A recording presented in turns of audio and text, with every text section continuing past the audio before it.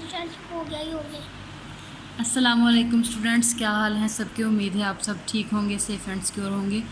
जैसा कि आप जानते हैं हमारे 5 लेक्चर हो चुके हैं। आज हमारा लेक्चर नंबर 6 है। 5 लेक्चर में हमने किया था स्टोरी जिसका टाइटल था गुरूर का सर नीचा है।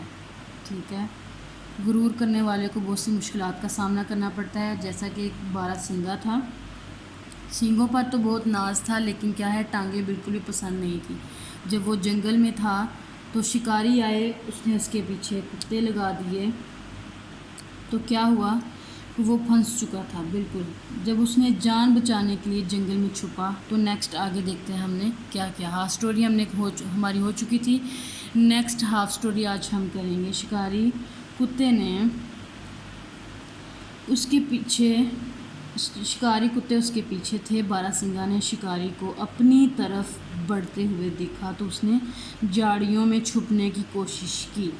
उसकी कोशिश में उसके सींग जो है वो झाड़ियों में फंस गए और शिकारियों ने उसे पकड़ लिया। बारहसिंगा को अपने सींगों